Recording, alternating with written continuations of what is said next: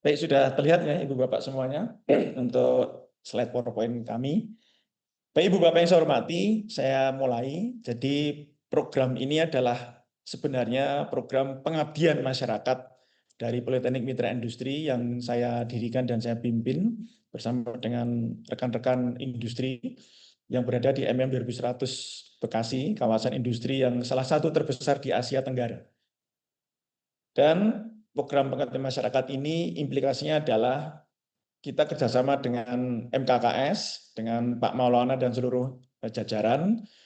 Kami siap untuk mensupport ini mulai dari pembicara, event, bahkan mungkin kalau acaranya luring, konsumsi, snack, serta ruangan, kami pun yang menyediakan dari anggaran Politeknik Mitra Industri atau Polmin. Untuk kali ini, webinar judulnya adalah Deep Learning from Concept to Implementation. Jadi dari konsep sampai bagaimana mengimplementasikannya. Dan ini adalah webinar seri 1. Dan perkenankan kami buka dengan pantun pendek, ikan hiu, jalan-jalan belanja sambal terasi. I love you, SMK dan sekolah sebekasi. Kenapa Bekasi? Karena kita kerjasama khusus dengan Pak Maulana dan jajaran itu dengan SMK se-Bekasi dan mungkin di luar SMK pun bisa. Namun demikian sangat mungkin sekali peserta hari ini juga berasal dari luar Bekasi. Jadi kita karena politeknik kami ada di Bekasi, maka kami sangat concern bagaimana membuat Bekasi ini SMK-nya menjadi yang paling deep learning se-Indonesia, insya Allah kalau bisa. Dan nanti dampaknya juga harusnya akan berdampak pada SDM yang semakin kompeten. Saya pribadi sengaja tidak sharing info ini ke Instagram saya, karena pendaftar lewat Zoom itu sudah penuh ya 300. Kalau yang daftar bukan dari Bekasi, untuk sementara kami belum terima. Tetapi ketika link Zoom ini beredar, ya memungkinkan ini ada peserta dari luar Bekasi. Baik, saya lanjutkan. Perkenalkan, saya Wikan Sakarinto, pernah menjabat sebagai Dirjen Vokasi tahun 2020 hingga 2022, serta pernah menjadi dosen dan dekan di Sekolah Vokasi UGM. Saya menjabat dekan selama 4 tahun, 2016 sampai 2020. Acara ini terbuka bagi seluruh guru, guru normada dan guru kejuruan. Tidak hanya kejuruan, tapi juga sebenarnya normada. Karena deep learning ini harus disupport oleh seluruh guru, tidak hanya kejuruan tapi juga normada. Dan ini adalah seri 1. Nanti seri 2 dan seri 3 insya Allah akan menyusul. Kita akan koordinasikan dengan Pak Maulana. Tanggalnya dan waktunya kita akan segera susulkan. Baik, sebagai latar belakang, saya adalah diminta untuk menulis buku panduan deep learning untuk SMK oleh Kemendikbudristek. Secara langsung saya diminta oleh Prof. Faras Kamdi, beliau adalah salah satu staf khusus Pak Menteri yang membidangi deep learning dan implementasinya. Nah, buku itu sudah kita tulis, ya saya tulis, ini akan kita kupas hari ini. Jadi seri 1 akan mengupas beberapa bab awal nanti. Jadi ini ada bocor alus dan kita sudah koordinasi dengan Gramedia. Jadi Gramedia yang akan menerbitkan dan sudah lolos dari proses editing di Gramedia dan ini adalah covernya. Nah, kalau dari covernya kita bisa lihat pembelajaran mendalam deep learning untuk SMK. Jadi buku ini khusus untuk SMK. Sebenarnya ada buku-buku yang lain, buku deep learning yang lain untuk matematika SMA atau matematika SMP atau sains SMA atau bahasa Indonesia SMP. Jadi ada cukup banyak buku panduan deep learning yang lain. Tapi yang untuk SMK itu tidak berbasis mata pelajaran, tetapi berbasis teaching factory. Nah, sebenarnya ini sudah kami presentasikan ya. Saya mempresentasikan di depan tim ahli Pak Menteri. Apa ya Pak Wikan, deep learning untuk SMK itu apa? Secara konkret saya presentasikan deep learning SMK itu prinsipnya sama dengan deep learning SMA, SMP dan semuanya. Tapi untuk prakteknya, nah itu teaching factory, budaya industri, ada 6S, 5 nilai. disiplin, safety, kemudian link and match 8+I, kemudian juga project based learning. Nah, itulah implementasi deep learning untuk SMK. Dan tim dari kementerian, profesor-profesor dari LPTK atau dulunya ex-IKIP gitu ya, ada UNJ, UNY, UPI dan sebagainya, itu sepakat bahwa deep learning SMK nanti implementasinya adalah teaching factory. Nah, penulisnya ada dua, Wikan Sakarinto dan Prof. Waras Kamdi. Jadi bab 1 dan bab 2 ditulis oleh Prof. Waras, bab 3, 4, 5 ditulis oleh saya. Seluruh buku yang lain, bab 1, bab 2-nya sama, ditulis oleh Prof. Waras. Seluruh buku deep learning yang lain itu bab 1, bab 2-nya sama. Tapi bab 3, 4, 5, atau 6, atau 7, dan seterusnya, itu ada penulis-penulis sendiri. Untuk buku yang lain, penulisnya itu bisa sampai 5, 6, atau 7, atau 8 orang. Tapi khusus untuk deep learning ini, penulisnya hanya saya, itu meneruskan bab 1 dan bab 2 yang ditulis oleh Prof. Waras. Dan 17 hari saya menulis buku ini, mohon maaf, pasti belum sempurna. Karena nulis buku itu ya minimal sekitar 3 bulan. Nah, ini saya tulis 17 hari, hari ke-18 saya masuk rumah sakit. Dan nanti insya Allah, mungkin bulan depan, saat ini sudah lolos dari proses editing dari Gramedia, saat ini sedang dalam proses di Pusbuk, ya, di assess oleh Pusbuk, Pusat Perbukuan di Kementerian. Dan nanti insya Allah buku ini akan diterbitkan oleh Gramedia Edukasi dengan harga yang sesuai aturan, harus bisa dibeli dengan dana BOS. Masing-masing sekolah memang diminta untuk nanti mengacu pada buku ini, dan pengadaan ini nanti saya mendapatkan royalti dari sebagai penulis buku ini.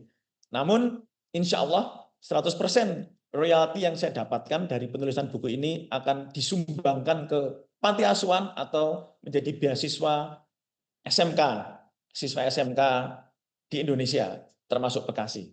100% royalti akan saya sumbangkan ke beasiswa atau ke panti asuhan. Ini strukturnya, bab 1, bab 2, bab 3, bab 4, dan bab 5. Dan tadi saya sampaikan 1, 2 yang nulis Prof. Waras, 3, 4, 5 saya yang nulis. Bab 1 dimulai dari apa dan mengapa, pembelajaran mendalam, dan seterusnya ya. Nah, kira-kira seperti ini. Namun demikian, ini kita rekam, nanti akan kami upload di akun YouTube-nya Polmin. Kita nggak akan bahas dulu, ini kira-kira seperti ini ya, bab 1 seperti ini, tetapi Ibu dan Bapak, ini sebagai konteks berikutnya, yaitu dari sisi kebijakan, bahwa konsep deep learning bakal diberlakukan di tahun ajaran, ya ini sekarang ini, 2025-2026. Ini pernyataan dari Bapak Menteri. Dan yang di sebelah kiri, sudah beberapa kali saya memberikan materi webinar atau seminar tentang deep learning ini di berbagai tempat bersama, ini ada Pak Dirjen, Balai Besar Vokasi, dan macam-macam. Nah, tapi Ibu dan Bapak, kami mohon waktunya sebentar, karena ini ke program pengabdian masyarakat dari Politeknik Mitra Industri. Ini saya harus memperkenalkan sebentar tentang Polmin. Websitenya polmin.ac.id, didirikan di dalam kawasan industri MM 2100, salah satu kawasan industri terbesar di Asia Tenggara, berisi 370 lebih industri-industri besar, baik di dalam negeri maupun di luar negeri, didirikan oleh para ekspor. Ini pendirinya, ada Pak Raymond sebagai pengusaha, kemudian Pak Yosuhiro Kobi Usman sebagai pendiri kawasan MM 2100, dan juga beliau sebagai pengusaha, dan juga beliau sekarang mengelola kawasan industri Bekasi Fajar. Kemudian ada Pak Darwoto sebagai ketua yayasan kami. Kalau Pak Kobi itu ketua pembina, Pak Darwoto ketua yayasan, beliau pengelola kawasan industri MM 100. Pak Darwoto bersama Ibu Lis dan Pak Muswir, beliau juga pendiri dan pengelola SMK Mitra Industri. Ibu Lis adalah Direktur Utama PT Jotun Indonesia, dan Pak Muswir juga sebagai Direktur Utama di JFE. Kemudian saya, kemudian ada Pak Joko. Pak Joko itu adalah Wakil Direktur, saya Direkturnya. Pak Joko jebolan begawan HRD SDM dari Daihatsu. Nah, ini gabungan antara insan industri dan insan pendidikan.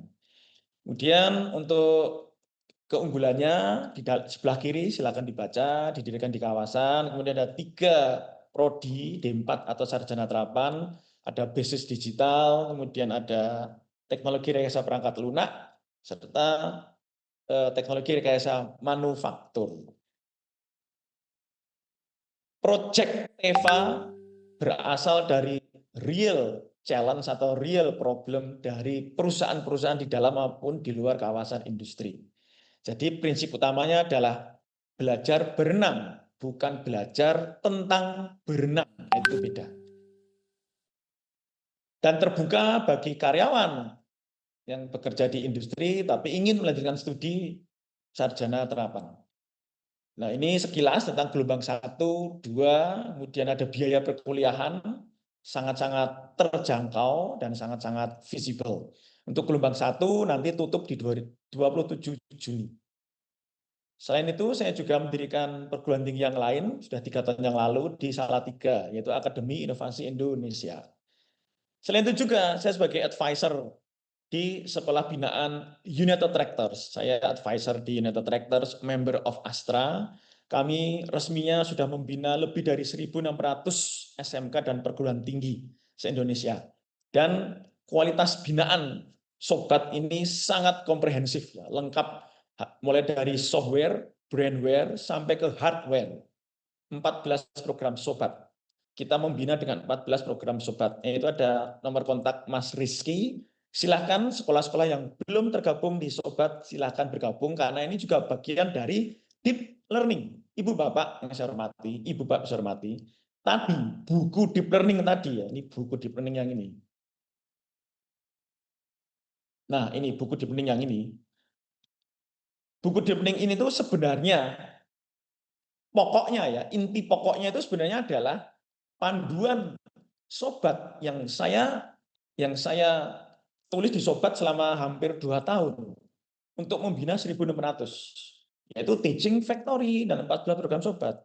Nah, kalau Ibu Bapak tergabung dalam sobat, ya otomatis pola pembinaan sobat itu ya sangat deep learning, sangat Teaching Factory, sangat link and match, sangat budaya industri, dan sangat project based learning. Nah, kebetulan besok pagi kami akan mengadakan Rakorda Sobat, kebetulan juga di SMK Mitra Industri 18 dan 19 Juni. Silahkan bergabung, baik yang sudah sobat atau yang belum sobat. Itu ada nomor telepon arah hubung, coba dicatat aja ya Mas, di print screen Mas. Kemudian nanti di-share lewat kolom chat. Silahkan. Kalau bergabung dengan sobat, ya otomatis ya pasti deep learning. Berikutnya, saya juga advisor di toplocker.com, Ibu Bapak. Percuma kalau kita didik pakai deep learning, pakai kurikulum apa, kurikulum merdeka dan sebagainya, tapi ujung-ujungnya nyari kerja susah. Ujung-ujungnya nyari kerja susah, misalkan seperti ini. Ini kebetulan saya nge-crop dari Okezone News, jadi job fair di Bekasi membludak. Bekasi loh Ibu Bapak, Bekasi itu kota dengan ribuan industri. Lah kok terjadi paradoks seperti ini. Nah, padahal di toplocker.com ini tiap hari ada lowongan kerja baru, itu 2.000 lebih setiap hari. Setiap hari itu ada lowongan kerja 2.000 dan setiap hari bisa job fair ini sebenarnya. Dan lowongan baru itu khusus untuk lulusan SMK loh Ibu Bapak dan SMA tentunya. Nah, silakan itu ada Mas Jos. Nomor teleponnya Top Locker dan SMK, siswa SMK kalau mau pakai Top Locker gratis. Sama juga ikut sobat juga gratis. Top Locker juga gratis, sekolahnya gratis, siswa juga gratis. Baik Ibu Bapak, itu waktu yang tadi saya mohonkan sedikit. Nah, sekarang saya akan lanjutkan ke materi pagi hari ini, yaitu Deep Learning Webinar, From Concept to Implementasi. Intinya adalah saya tidak ngajarin Tapi yuk mari kita belajar bersama, saling berbagi pengalaman dan praktik baik. Karena apa? Saya yakin, saya meyakini SMK Ibu dan Bapak sudah sebenarnya punya banyak praktek-praktek baik. Ya. Sekali lagi, deep learning akan diberlakukan di tahun ajaran 2025-2026 ini. Kemudian deep learning dimulai tahun ajaran ini, tetapi belum wajib untuk semuanya. Nah, ini dilengkapi dengan ini, belum wajib untuk semuanya, tapi ya ngapain kita menunda-nunda untuk memberlakukan deep learning. Kalau kita paham bagaimana cara menggunakannya, kan lebih baik, lebih cepat, lebih baik. Kemudian pernyataan Pak Menteri berikutnya adalah, ini menjadi catatan ya, deep learning bukan kurikulum. Satu itu. Yang kedua, Pak Menteri menjamin implementasi deep learning tidak mengubah kurikulum secara prinsip. Tapi mungkin kan, ini mungkin. Maaf ya, ini saya bukan orang kementerian. Mohon jadi perhatian, saya di sini bukan orang kementerian, bukan jajaran kementerian. Tapi ya perkiraan saya tidak mengubah kurikulum secara prinsip, tapi mungkin kurikulum ya akan ada sedikit modifikasi, itu mungkin ya, itu mungkin, tapi bukan bahasan untuk pagi hari ini. Oke.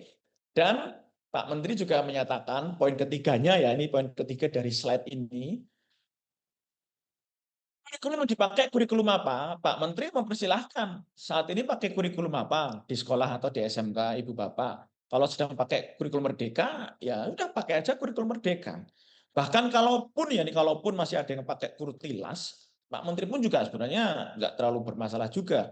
Karena deep learning itu bukan kurikulum. Deep learning itu adalah pendekatan atau approach, bukan kurikulum. Oke. Tetapi Bu Bapak, mari ini momentumnya Kementerian sekarang itu kan deep learning. Yuk, mari kali ini harus tepat dan efektif dan berdampak nyata. Jangan cuma administrasi melaksanakan kebijakan, tapi tidak tepat, tidak efektif dan nggak berdampak. Ya. Bonus demografi sudah semakin mepet. Bahkan akan segera berlalu nih puncak dari bonus demografi. Tapi kenyataannya, ini kenyataannya Bu Bapak. Ini kenyataan aja. Ini kenyataannya. Sebelah kiri itu clear data bahwa SDM kita itu tidak produktif. Kalah dari Malaysia, Laos, terus pupunya lengkuas ya. Maaf ini hanya bercanda. Vietnam, Thailand, Singapura, Filipina. Kita itu kalah produktif. Kita itu lebih produktif daripada mereka gara-gara pemain naturalisasi. Itu aja di permainan bola karena kita menaturalisasi pemain-pemain dari keturunan di Belanda. Bukan itu. Intinya adalah Indonesia itu kalah produktif SDM-nya. Itu di Asia Tenggara. Kemudian yang di kiri bawah, itu di Asia. Lihat itu Cina. Orang Cina itu kalau kerja produktivitasnya itu dinilai itu 4,0, sekitar 4,0. India itu sekitar 2,0. Nah, Indonesia malah di bawah 1 itu. Malah turun dari sejak tahun 70, dulu semua negara itu 1,0. Sekarang Indonesia di sekitar 0, berapa itu. Kemudian yang sebelah kanan itu. Sebelah kanan indeks kreativitas atau indeks inovasi. Global Innovation Index. Indonesia dibandingkan dengan warna 0,2. Nah, bagus mana itu? Kalau 0,1 itu warnanya kan keren itu. Yang mendekati 0,1 itu ada US, Kanada, beberapa negara di Eropa, Jepang, Afrika Selatan, ya Afrika Selatan itu juga. Nah, Indonesia sama 0,2, malah lebih bagus 0,2. Jadi SDM kita, hasil pendidikan kita itu ternyata tidak produktif, tidak kreatif, tidak inovatif. Nah, skor PISA, ini skor PISA juga masih jadi PR hingga sekarang. Literasinya tidak kurang mencukupi, numerasinya juga tidak, kemampuan matematika dasar untuk bekerja itu juga lemah, sains, skill pemahaman sains dan skill sainsnya juga jadi masalah. Ini contohnya, ini ini datanya, ini faktanya. Sekarang kita lihat contohnya. Nah, ini contohnya. Pencari kerja teriak-teriak. Susah cari kerja itu. Sementara orang-orang HRD dari industri bilangnya malah kebalikan. Susah cari SDM yang cocok, sulit sekali. Nah, ini kan paradoks. Dunia pendidikan kita itu ya faktanya tidak mampu menghadirkan SDM yang dicocokin industri. Dan inilah mismatch, bukan link and match. Tapi nggak tahu link atau enggak, tapi ya mismatch. Atau mungkin link ada MOU, tapi link and still mismatch. Ini kan paradoks. Ibu Bapak, sekarang saya mulai ya. Sekarang saya mulai bagaimana saya mendevelop atau menulis, mengembangkan, menyusun buku panduan deep learning yang core utamanya saya ngambil dari panduan sobat. Nah, saya kontemplasi, saya tulis. Intinya kita harus memahami pemahaman di slide ini, yaitu kita itu mendidik nanti lulus ngasih ijazah, raport, mungkin ada sertifikasi ya. Harapannya sesuai kebutuhan industri, yaitu apa? Dicocokin oleh industri. Nah, dicocokin itu apa?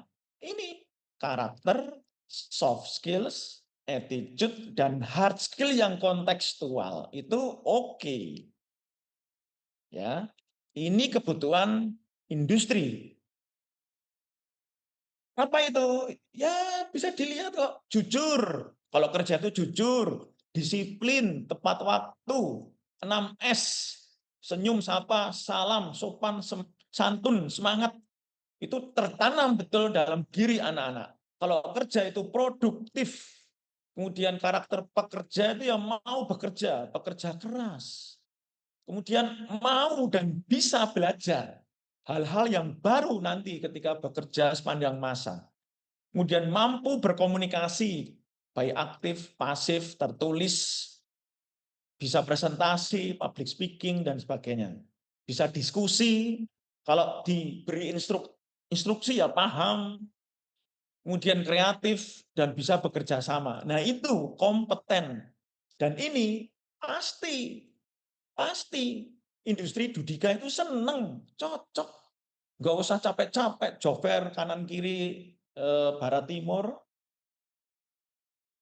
tinggal aja ngambil lulusan SMK manapun, dapatnya ya ini anak jujur, disiplin, safety, 6S dan sebagainya. Tapi kenyataannya ini kan harapan ya. Kenyataannya enggak. Padahal semua nilai di raport itu sudah KKM. Mau nilainya 85, 90. Ya kalau guru kita itu kan baik hati semua, nilainya pasti KKM. Guru zaman sekarang berani apa ngasih nilai di bawah KKM? Pasti disemprot sama kepala sekolah. Semuanya itu akhirnya cuma juara administrasi kita itu. Tapi yuk kita lihat contoh ya. Ini kita lihat contohnya, faktanya. Nilai mapel bahasa Indonesia, ini mohon maaf bagi guru bahasa Indonesia, ini contohnya Indonesia ya, bukan Bekasi. Ini contohnya di Indonesia. Tapi di Indonesia ada Bekasinya. Ya. Nilai bahasa Indonesia-nya 85, jadi kelas 100. Oke, tapi kenyataannya lulusannya lemah dalam komunikasi, diskusi, presentasi, nggak bisa. Public speaking-nya lemah, diskusi juga pasif, nggak pede. Literasinya kalau baca juga bisa baca, tapi nggak dong. Setelah itu ngapain? Atau apa yang saya baca tadi ya? Terus apa yang harus saya lakukan? Nggak tahu. Tentang apa ya? Nggak tahu. Nulis laporan, nulis surat, aduh lemah. Memahami instruksi aja juga lemah dan sebagainya. Nah, jangan-jangan kita itu cuma ngajarin hafalan tanpa konteks. Hafalan tanpa konteks. Artinya apa? Bukan belajar berenang, tapi belajar tentang berenang. Lah kalau belajar tentang berenang ya, kalau masuk kolam atau sungai, ya nggak bisa renang loh, tahunya cuma tentang berenang. Kuncinya itu mindset. Kuncinya mindset. Mau kurikulum apapun, mau kebijakan apapun, sejak dulu dari mulai KBK, KTSP, Kurtilas, kurikulum Merdeka, besok ada deep learning atau besok mau kurikulum apa lagi, kalau mindsetnya itu ini, iya nggak ada perubahan. Begitu pula dengan mapel praktek yang memakan porsi sampai 60 hingga 70% kurikulum.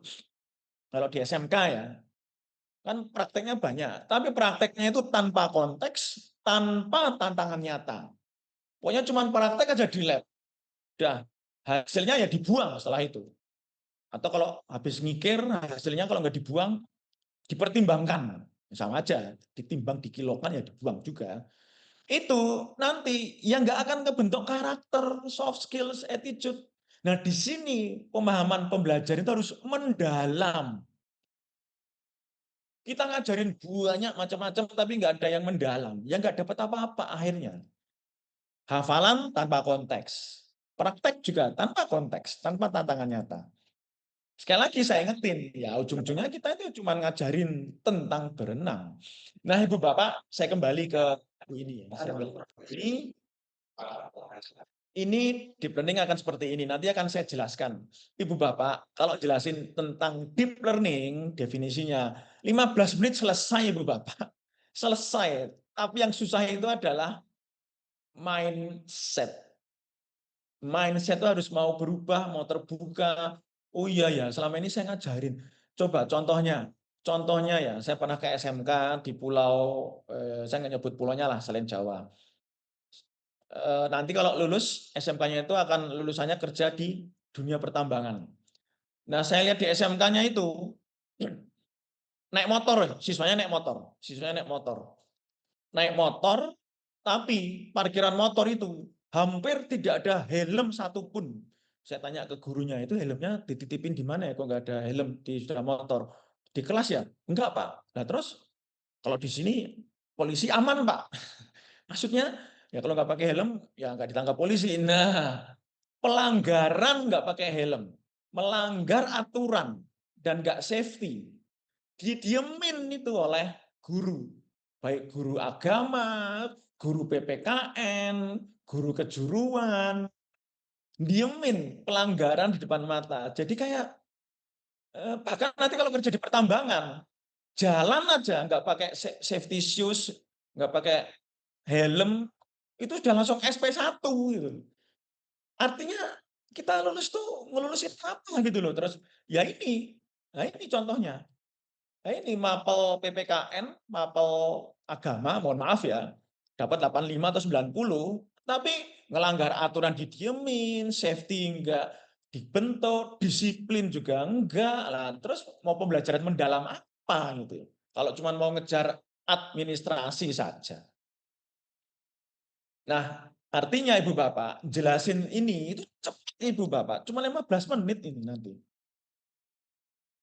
Tapi kalau nggak paham background, tujuan utamanya, dan nggak mau berubah, ya sama aja.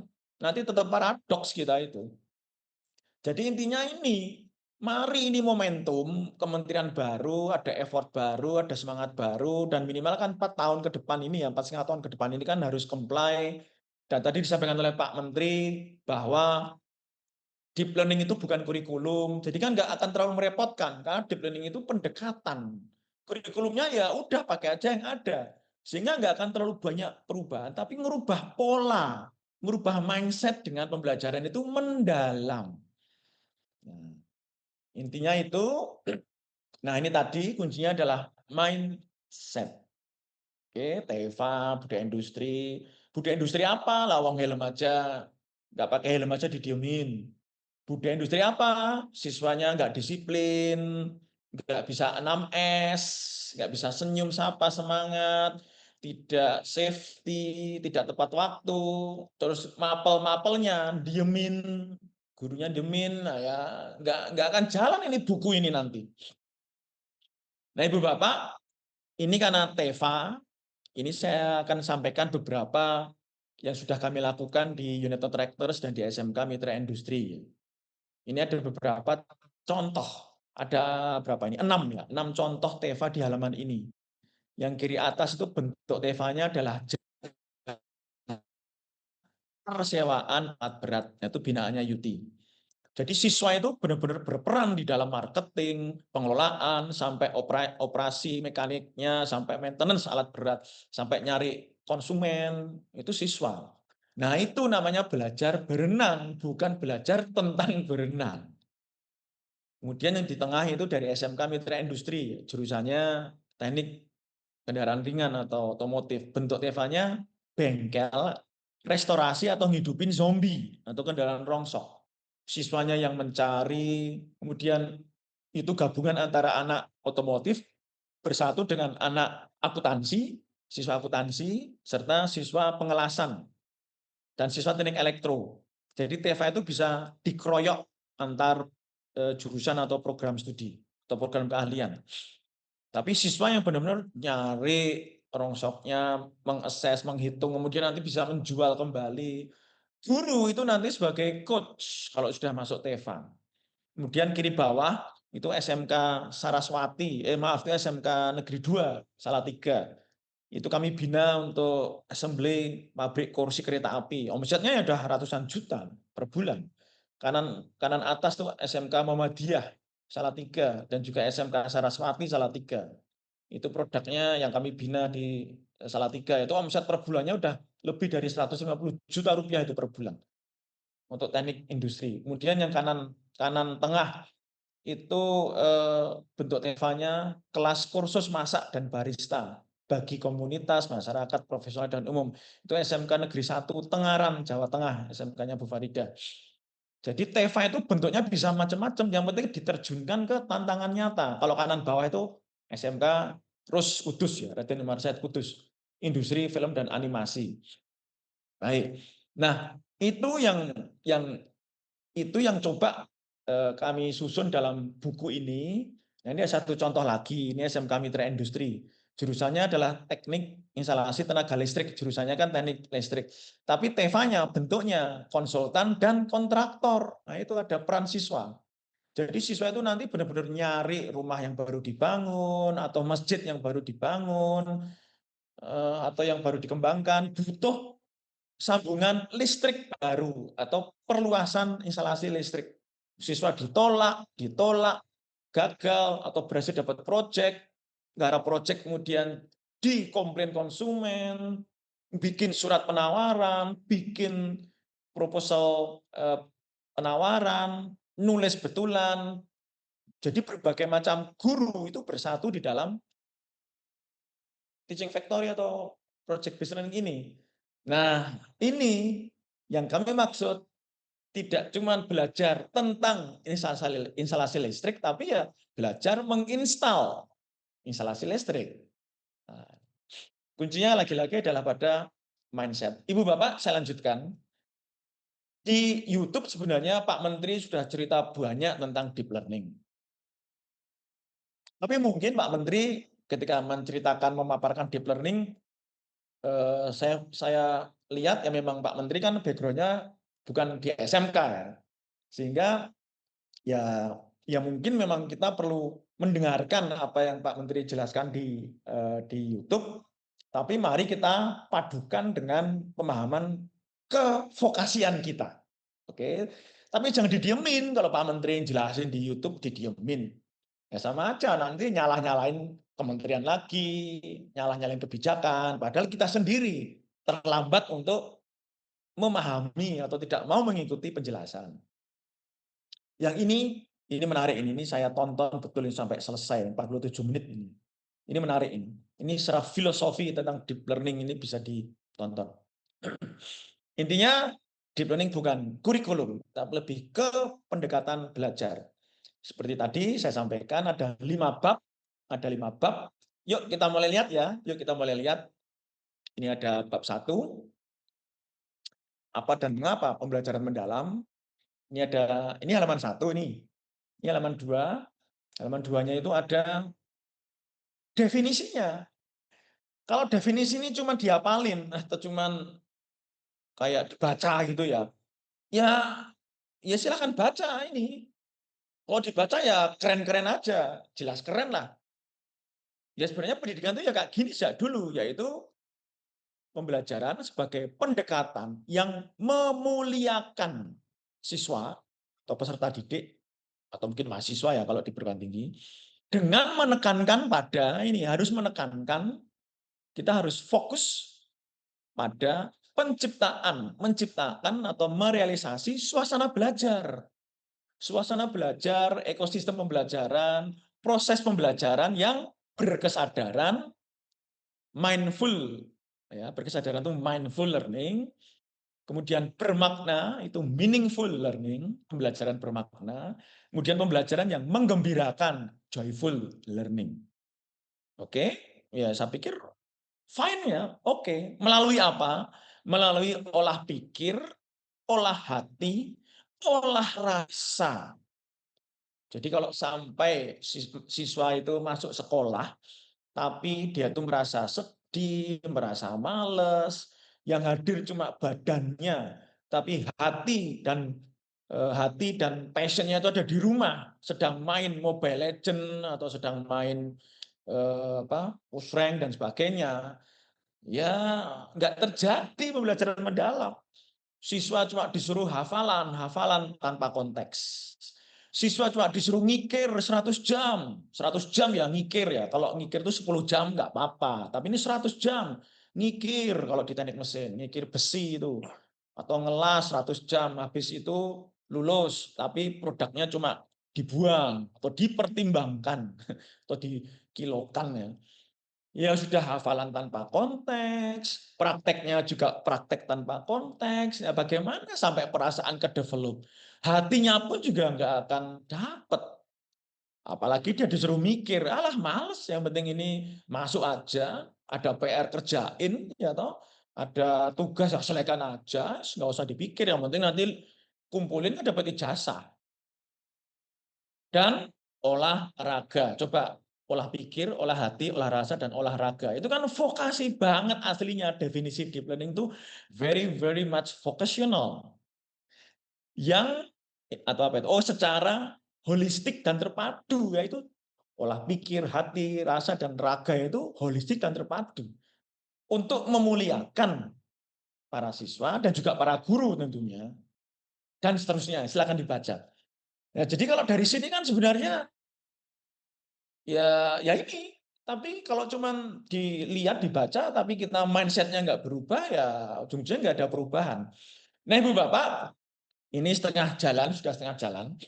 Ini mari saya ingin mengajak, yuk kita lanjutkan, Ibu Bapak, melihat draft buku yang kami tulis ya. Semoga Ibu Bapak nggak usah nyebar-nyebarin kemana-mana, tapi ya tersebar ya, saya sudah minta izin sama Gramedia. Saya mau spill halaman-halaman selanjutnya, langsung ke draft bukunya, nggak lewat PowerPoint. Baik Ibu Bapak, sekali lagi terima kasih sudah berkenan share informasi penjelasan via Zoom tentang politik industri ya, untuk Rabu besok jam 8 malam ya, di-share ke WA alumni dan orang tua. Nah ini saya spill apa yang nggak usah disebarluasin. Jadi ini buku yang nulis adalah Ikan Sakarito dan Waras Kambi, penerbitnya Gramedia, diterbitkan oleh PT Gramedia Edukasi Nusantara Jakarta 2025. Sebenarnya targetnya itu bulan Juni ini, tapi kayaknya molor lagi Bapak, bulan Juli, nanti bulan Juli, moga-moga bulan Juli. Kemudian untuk ID dan ISBN belum kami cantumkan, tapi ini penulis ada sudah, kemudian penyunting Friska Yanari, penata letak Nur Rohmah, dan seterusnya saya nggak akan jelaskan detail, intinya itu tim dari Gramedia. Nah, daftar isi ini ada 5 bab ya, bab 1, bab 2, bab 3, bab 4, dan bab 5. Tapi kalau dari subbabnya itu saya bikinnya itu nggak terlalu jelimet ya, jadi biar mudah nanti dipahami. Tapi subbabnya memang ada, misalkan 221, 222, 223 itu mestinya ada. Kemudian daftar gambar bisa dilihat, gambarnya banyak dan ini kebanyakan saya gambar sendiri Bu Bapak. Makanya 17 hari nulis masuk rumah sakit itu ya termasuk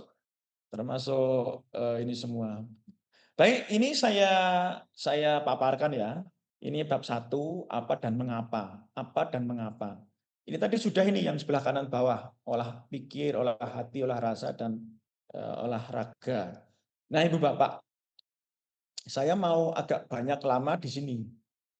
Nah, di sini. Memahami kerangka, kelihatan ya, Bapaknya. Memahami kerangka pembelajaran mendalam. Nah, ini yang bikin bukan Pak Wikan loh ya, ini yang bikin tim dari kementerian. Ini adalah kerangka secara holistik apa itu deep learning yang sekarang digeber oleh Kementerian Dikdasmen.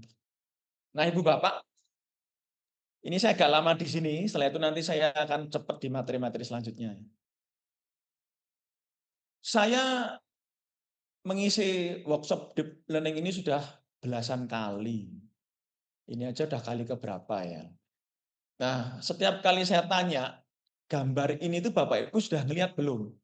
Lebih dari 50% belum pernah melihat ini gambar apa ini. Padahal ini sebenarnya gambar intinya kebijakan deep learning, Bu Bapak. Nah, kalau gambar ini aja nggak pernah ngelihat, bagaimana mau paham deep learning? Terus bagaimana nanti mau aplikasi deep learning nanti kalau ada pelatihan-pelatihan deep learning? Sementara ini kurikulum udah mau jalan. Maksudnya tahun ajaran ini semester ini, maaf, semester ini udah mau jalan kok kurikulum.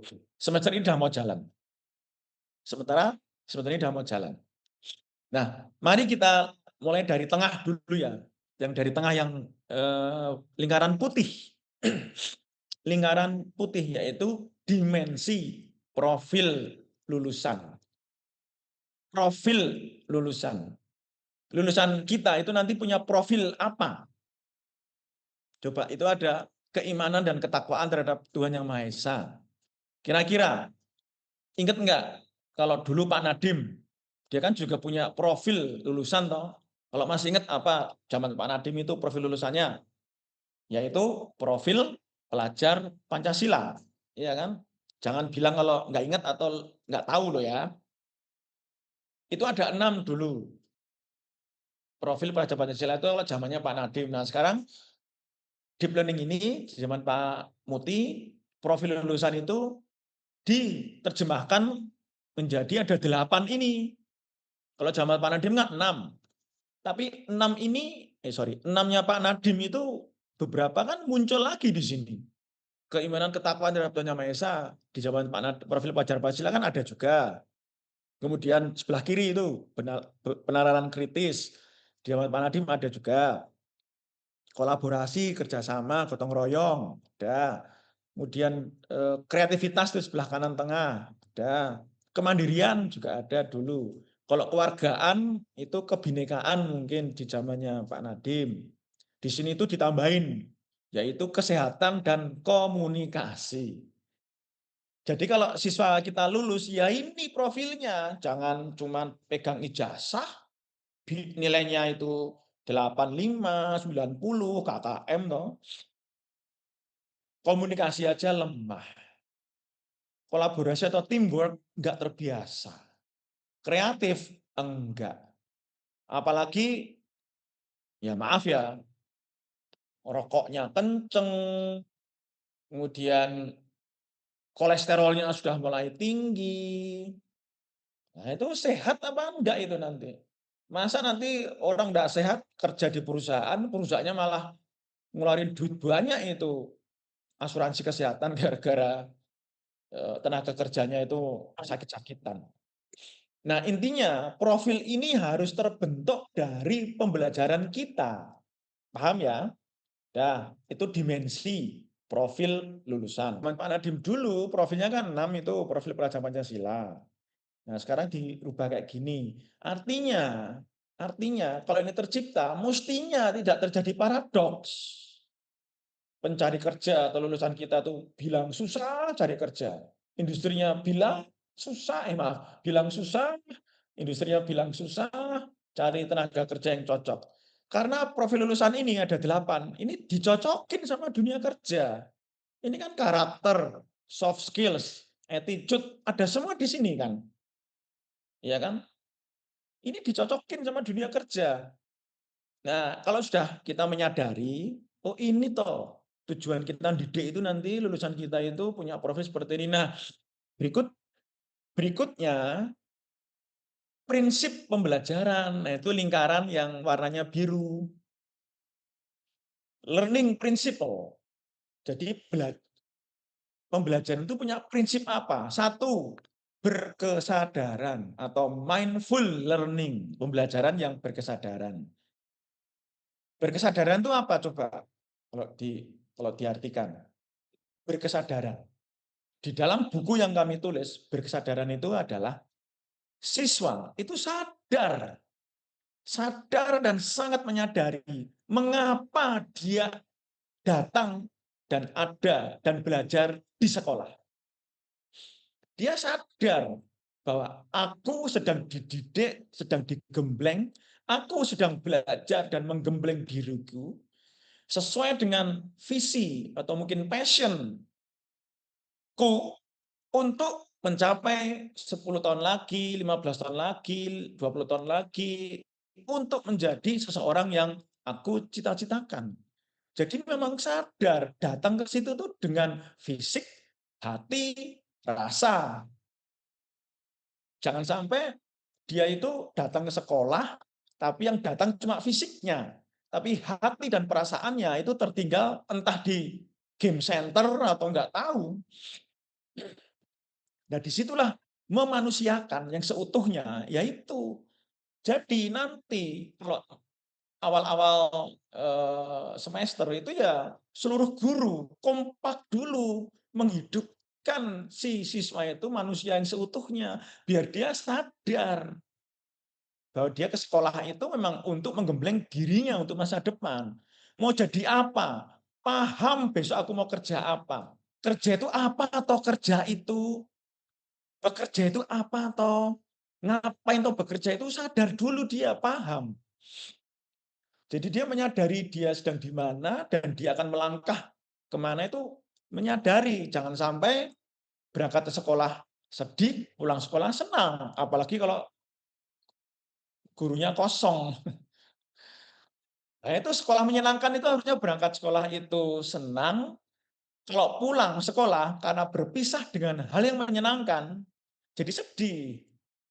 Nah, di situ maksudnya berkesadaran nanti seluruh mata pelajaran di awal-awal semester dalam rekomendasi buku ini, yuk seminggu jangan dulu langsung digembleng pakai ngikir 100 jam, suruh ngapalin apa-apa itu, seminggu 2 minggu. Disuruh ngelihat dulu, industri itu kayak apa toh. Ini loh dunia kerja, diajak mungkin jalan-jalan ke industri, jalan aja ngelihat.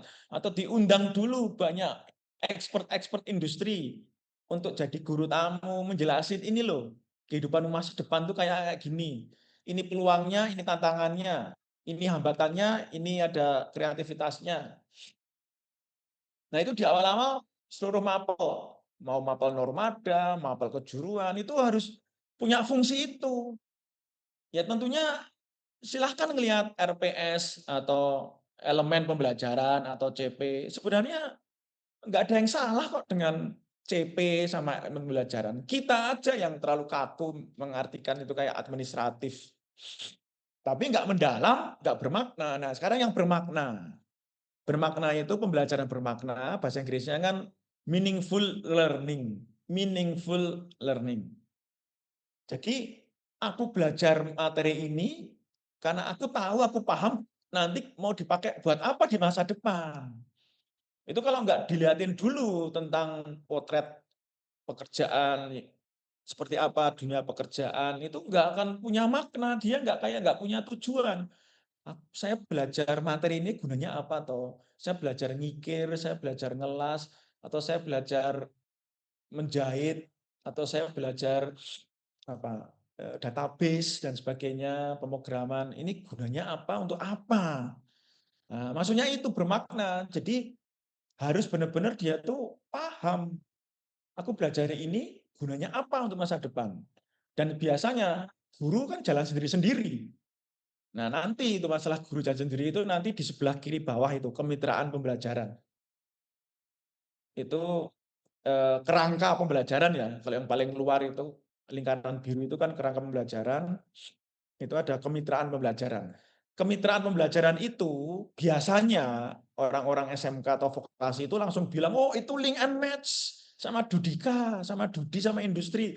Iya, tapi itu nomor 2.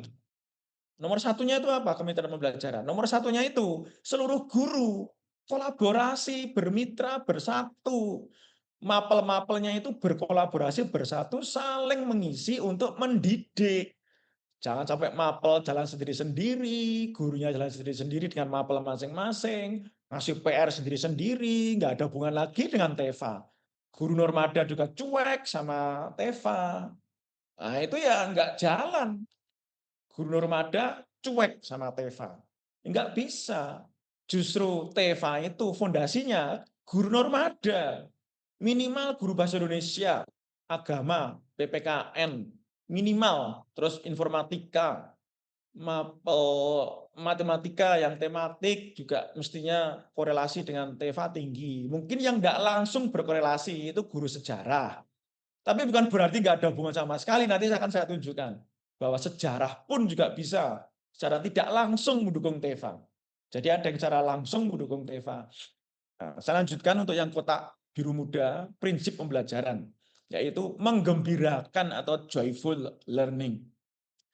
Kalau sudah dia sadar di situ, merasa nyaman, terus belajar itu tahu tujuannya apa, pasti seneng itu anak. Anak-anak yang tadi kita bina di TEVA kami ini. Nah, yang tadi TEVA-nya misalkan bengkel otomotif atau TEVA-nya jasa persewaan alat berat yang binaannya United Tractors atau bikin animasi, karena yang digarap itu benar-benar pesanan dari konsumen itu dia sudah seneng, sadar ya, dia sudah sadar dan dia paham sudah ngapain untuk apa ya pasti dia senang di situ, asik, merasa nyaman, dia sedang merasa melangkah untuk masa depannya. Jadi menggembirakan itu bukan berarti anak disuruh tertawa, tertiwi tiap hari, bukannya gitu. Itu harus orisinal, harus organik, harus natural. Setelah prinsip pembelajaran dipahami, ada kotak 3 warna itu. Warna kuning muda, oranye, sama warna coklat. Jadi pengalaman belajar. Setelah prinsip pembelajaran dipahami, nah anak-anak itu akan mengalami pengalaman apa ketika belajar? Ya pastilah, satu, ya paham. Paham kan, dia sudah berkesadaran, bermakna, dia nanti paham, sudah paham materinya, benar-benar paham, terus dipraktekin. Kalau nggak dipraktekin, gimana? Kalau cuman ngikir, toh, dikikir, toh itu dikumpulin. Praktek nggak ada konsumen, nggak ada tantangan nyata, ya mungkin itu bukan mempraktekkan yang sesungguhnya. Mempraktekkan itu ya kalau belajar berenang ya nyemplung ke dunia nyata, yaitu ke kolam atau ke sungai, tapi ya safety ya. Nyemplung ngadepin ombak atau ngadepin air, ngadepin kedalaman air, itu ngadepin tantangan nyata, konsumen, produk nyata. Nah itu lebih bermakna, lebih mendalam nanti hasilnya. Jadi setelah paham, dipraktekin, setelah itu, waduh kok nggak laku-laku ya? Duh, kok ternyata cari konsumen susah ya? Atau dapat konsumen kok dikomplain konsumen ya? Nah, di situ ada proses refleksi. Itu nanti guru tidak cuma teaching fungsinya, tetapi coaching atau nge-coach. Jadi guru itu kalau di kelas teaching, kalau di TEVA dia berubah nge-coach. Maaf ya, ini sudah 1 jam. Saya akan cepetin, moga-moga 15 menit lagi selesai untuk seri 1 ini. Nah, artinya paham, praktek, refleksi. Balik lagi, pahami lagi, apa solusinya, praktekin lagi. Apa kekurangannya, refleksi lagi. Jadi itu sebuah proses, makanya itu ada anak panahnya. Nah, yang terakhir, yang terluar, kerangka pembelajaran. Kerangka pembelajaran. Dan di situ ada kemitraan pembelajaran, sudah saya sampaikan. Kemudian praktis pedagogis sama lingkungan pembelajaran, yaitu TEVA. Itu TEVA. Praktis pedagogis itu ada teaching, ada training, ada coaching. Tapi kalau nggak dipraktekin untuk lingkungan pembelajaran itu berbentuk TEVA, ya agak sulit. Tapi nanti saya akan diskusikan ya, TEVA itu juga punya level, tapi mungkin di seri kedua nanti untuk tidak semua jurusan itu bisa bikin TEVA dengan mudah. Nah, kira-kira apa nanti project based learning tapi bukan TEFA, tapi tetap ini semuanya kena semua. Last but not least, pemanfaatan digital. Nah ini, mau nggak mau ada AI, ada yang paling simpel lah, PowerPoint, kemudian Excel. Excel itu wajib. Jadi Excel itu nggak cuman praktek bikin tabel, terus laporan masuk, uang keluar, saldo, saldo kas RW, RT, ya nggak cuman gitu. Jadi Excel itu benar-benar dipakai untuk ya nggak tahu nanti untuk pembukuan TEFA atau merancang bisnis plan-nya TEFA dan sebagainya. Tolong yang sebelah bisa dimintain nggak ketuk-ketuk ya, itu tetangga itu. Ini ada yang ketuk-ketuk tembok dari sebelah. Baik, saya lanjutkan. Nah, ini adalah pemahaman singkat ya dari deep learning. Baik, untuk selanjutnya saya akan melaju agak cepat ya, melaju agak cepat. Sebenarnya prinsip yang lama ada di gambar satu-satu ini sebenarnya. Baik, nah setelah itu di halaman berikutnya ada penjelasannya kan ini apa itu dimensi profil lulusan. Ini halaman 5 dan 6. Kemudian halaman 7 masih sama, itu pengalaman belajar mendalam, berkesadaran, apa itu memahami, mengaplikasikan, merefleksi, sampai halaman 10. Nah, halaman 10 itu Prof. Waras memaparkan alasan mengapa kok PM atau DL, deep learning, itu tuh begitu penting. Nah, ini juga ada contoh dari Prof. Waras ini, halaman 11 ya. Jadi kalau kita itu sudah lebih mendalam, harusnya itu pertanyaan itu bukannya berapa, 3,1 kali 5. Itu pun juga sebenarnya juga nggak gampang dijawab juga ya. Tapi yang di sini estimasi jawaban dari 3,04 kali 5,3 itu yang mana? Apakah 1,6, 16, 160, 1.600 atau tidak tahu. Nah, ini kan bisa diduga-duga, mestinya kan B itu, masa 3 kali 6 kok 160. Sorry, 3 kali 5 kok 160, 3 kali 5 masa 1.600. Nah, kayak gini ini juga nanti mohon bisa dibaca ya penjelasannya. Kemudian tujuannya itu satu, ini saya kembali ke halaman sebelumnya, mengembangkan kecakapan abad 21. Berpikir kritis, kreatif, itu abad 21st century skills ya. Dan yang kedua, halaman 12 itu meningkatkan mutu. Mutu apa? Pengalaman belajar. Jadi mutu learning experience. Yaitu di situ dia mengupas dari PISA dan sebagainya.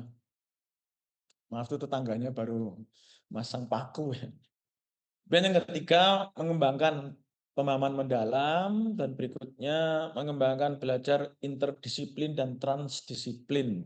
Jadi ya itu tadi, bahkan TEFA itu bisa dikeroyok antar mapel, antar jurusan, itu menarik sekali. Nah ini bab 2 sekarang.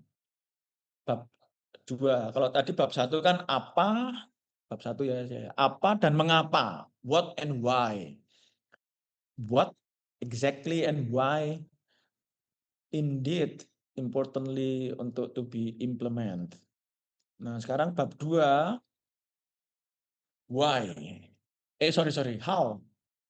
How to implement, how to bagaimana cara menggunakan kerangka kerja. Maksudnya ini, menggunakan ini tadi gambar satu-satu.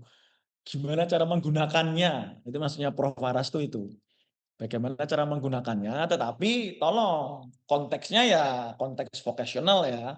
Tapi Ibu Bapak, ini saya juga perlu berikan apa ya, point of view ya. Bukan berarti anak SMA itu yang nggak bisa kerja ya. Indonesia, Ibu Bapak, Indonesia setiap tahun itu meluluskan 4 juta. Kira-kira ya, 4 juta, kalau di total lulusan SMA itu 2 juta, lulusan SMK 2 juta juga. Ya MA termasuk di SMA ya mungkin. Pokoknya ada SMA, MA, SMK. Setiap tahun itu 4 juta. Nah, dari 4 juta itu, kalau kita bandingkan kursi perguruan tinggi, daya tampung perguruan tinggi negeri dan swasta, ini kalau info saya salah nanti tolong dikoreksi. Paling maksimum cuma 1 juta yang bisa kuliah.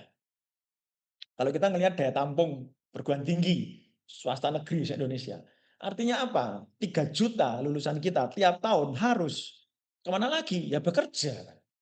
Atau mungkin ada lulusan SMA yang tidak dapat kuliah, mungkin dia nyoba lagi tahun depan untuk cari perkuliahan. Sama aja, tahun ini anak-anak kita yang lulus, yang mau kuliah, itu akan bersaing dengan lulusan tahun lalu, lulusan 2 tahun yang lalu. Kalaupun yang bekerja pun tahun ini juga akan bersaing dengan lulusan tahun-tahun lalu yang belum dapat kerja juga. Jadi artinya, lulusan SMA pun sebenarnya juga ya harus bisa kerja harusnya, meskipun nanti orang-orang bilang lulusan SMA itu kan harusnya kan kuliah, tapi kenyataannya daya tampung perguruan tinggi kita tuh nggak mampu, eee, menampung seluruh 2 juta lulusan SMA kalau mau kuliah semua aja kan separuhnya aja nggak akan kuliah. Baik, ini saya lanjutkan ya. Jadi bab 2 itu bagaimana menggunakan kerangka tadi. Nah, ini kalau satu identifikasi dimensi profil lulusan. Nah, monggo aja. Silakan dibaca, saya nggak akan bacain ya, tapi diidentifikasi, dipahami, tadi sudah kan, tadi sudah saya berikan, konteks itu. Dimensi profil lulusan itu seperti apa. Kemudian yang 2.2 itu menerapkan 3 prinsip pembelajaran mendalam. Nah, 3 prinsip apa itu? Learning principle tadi. Berkesadaran nomor 1, ini memuliakan, ini ada semua silakan dibaca. Tapi saya tadi udah kasih contoh ya, bukan kasih contoh sih, saya sudah jelaskan lah secara agak komprehensif tapi dari sudut pandang vocational. Bagaimana mengartikan berkesadaran, kemudian ini kebermaknaan ini, meaningful learning ya. Nah, ini juga ada surface learning, surface learning itu ya cuman kulit-kulitnya aja, tapi bisa banyak. Kemudian deep approach, sampai ke yang kanan itu, achieving approach. Nah, silakan juga dibaca, sampai menciptakan kegembiraan nomor 3. Oke. Kemudian 2.3 sekarang, merancang skenario pembelajaran untuk pengalaman belajar mendalam. Silakan Ibu Bapak, jadi ini bab 1 dan bab 2 itu kan umum ya. Bab 1, bab 2 ini umum, seluruh buku deep learning itu sama semua. Nah, silahkan nanti, kalau membaca bab 1, bab 2 itu sudah punya, mindset atau background vocational yang nanti cara mengartikannya harus kontekstual ya. Jadi jangan berharap Prof. Waras dan tim kementerian yang bukan orang vokasi, menulis buku ini terus sangat kontekstuali, sangat berwarna vokasi, ya ini kita perlu efforts, kita perlu upaya-upaya tambahan untuk memahami materi di bab 1 dan bab 2 ini. Tapi sebenarnya ya benar ini, misalkan membantu siswa memahami pengetahuan yang deklaratif, apa itu pengetahuan deklaratif, pengetahuan yang sifatnya hafalan, definisi itu deklaratif. Nah, di sini ada beberapa ada beberapa, pola ya, ada beberapa pola.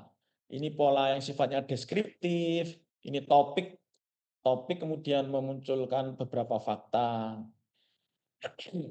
Eee, jadi menggambarkan fakta disusun untuk menunjukkan karakteristik orang, tempat, dan sebagainya. Di sini ada penjelasannya.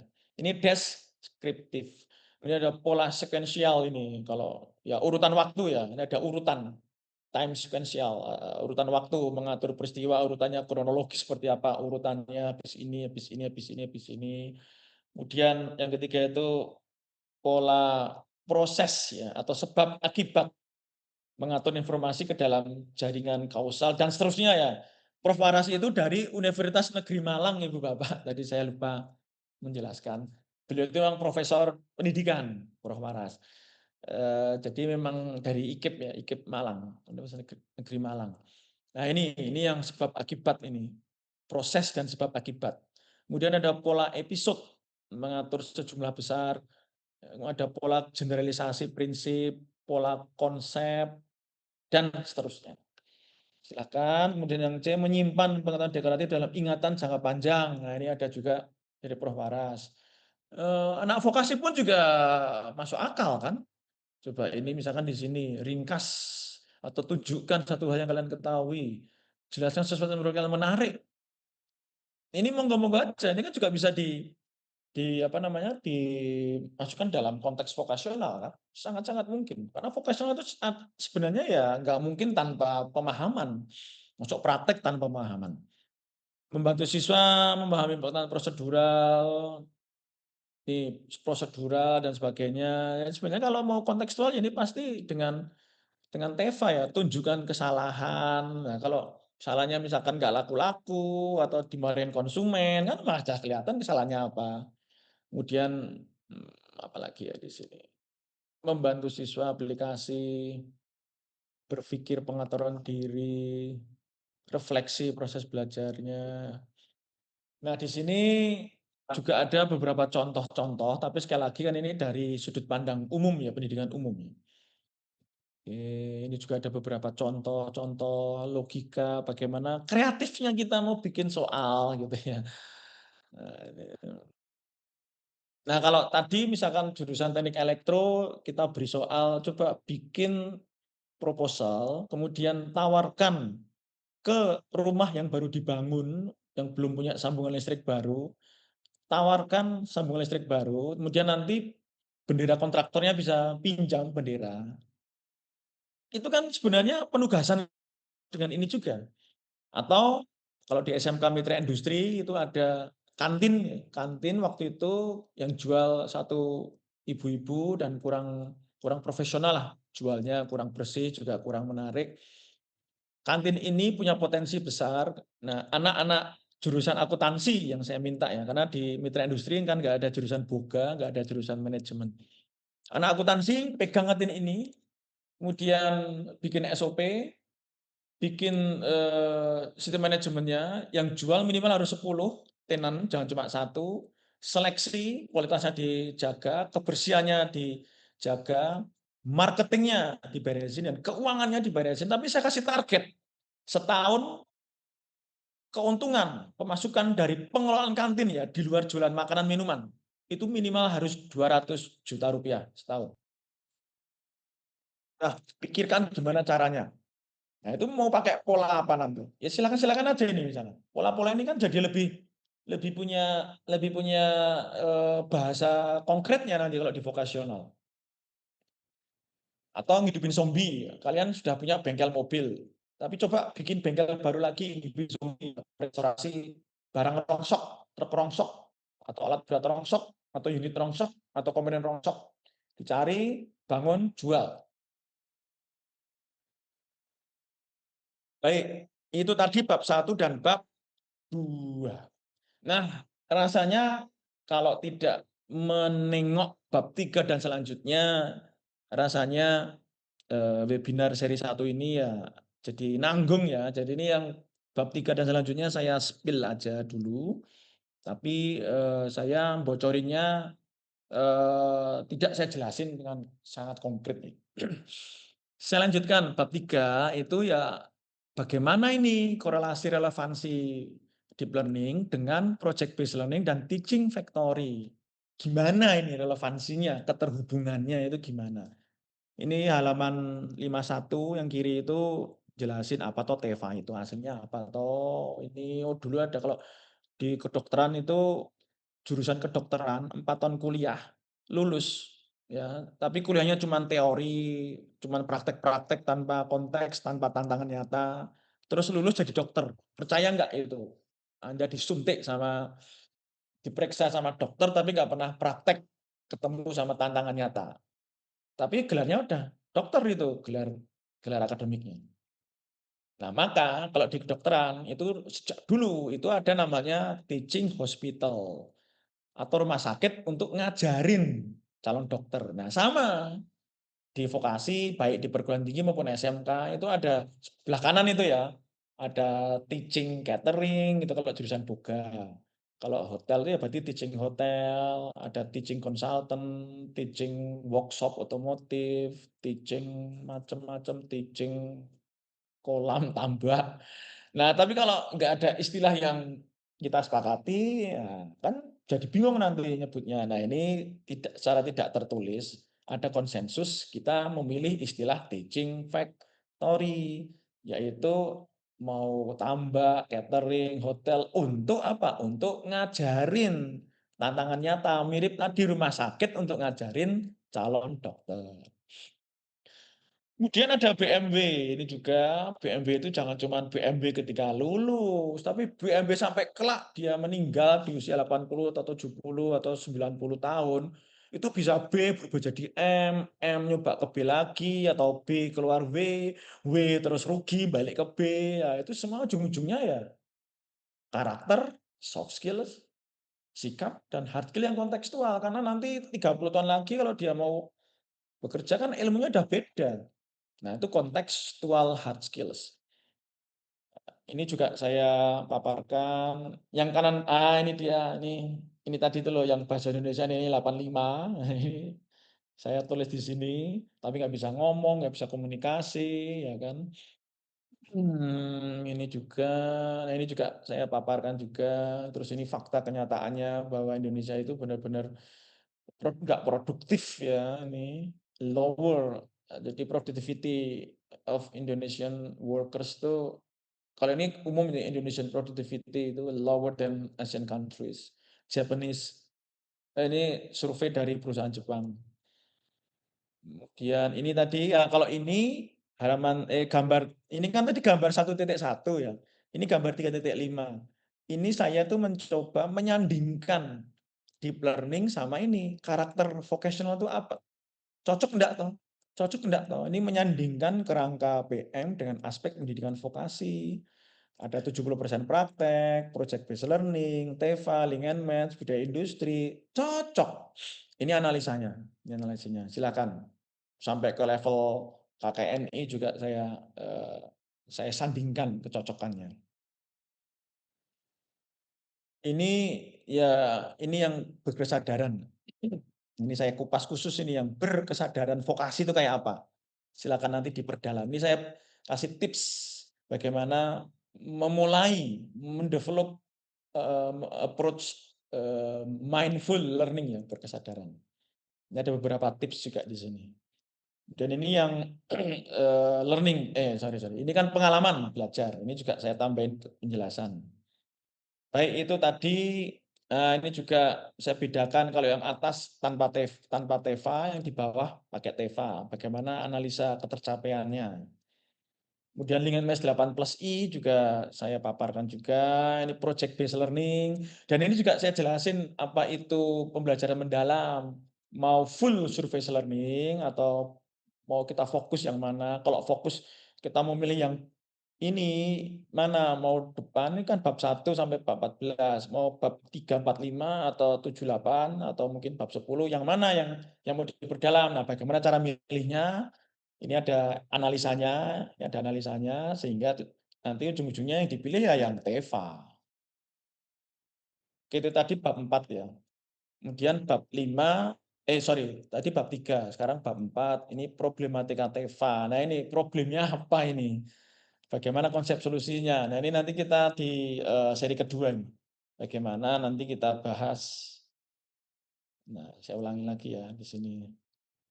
Ini bukan TEFA tapi T dan FA jalan sendiri-sendiri. Teaching jalan sendiri, FA jalan sendiri. Nah, ini contohnya. Bisa kita bahas sampai ke KKNI, kemudian nah ini ada beberapa contoh ini. Eh, Gimana kalau ini atau ini itu jurusan DKV, ini jurusan busana. Bahkan untuk memberi tugas, penugasan aja itu sudah bisa berdampak itu. Belum TEFA loh padahal. Atau kolaborasi antara DKV sama Tata Busana. Nah, ini juga saya kupas ini. Biasanya kan alasannya itu, wah kita tuh udah punya RPS, punya peraturan. Nah, peraturannya kita buka yuk. Ini ada elemen pembelajaran. Jadi ini ada CP, tujuan mapel, karakteristik mapel, sampai ke area pembelajaran. Ini ada kemampuan, subkemampuan, kemudian ada elemen pembelajaran. Ini kolaborasi antar mapel ya. Coba kita cek aja bahasa Indonesia.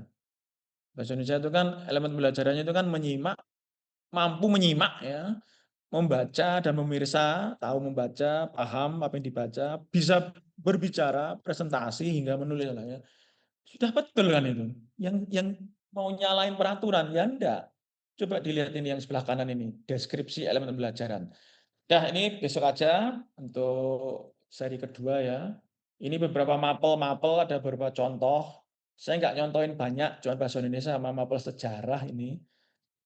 Dan ini juga ada bagaimana ngasih ujian itu mau hafalan atau mau diskusi itu bisa aja berbeda juga. Kemudian ini ada kolaborasi antar guru untuk combine project based learning. Belum TEFA ini, tapi combine atau kolaboratif project based learning. Nah, minggu depan.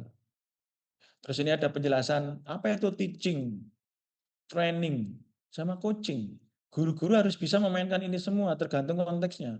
Kita bisa lihat nanti dampak yang terjadi pada siswa seperti apa, tujuan pendidiknya seperti apa, pola yang digunakan oleh pendidik, serta aspek substantifnya. Jadi ini bisa kita kupas bersama.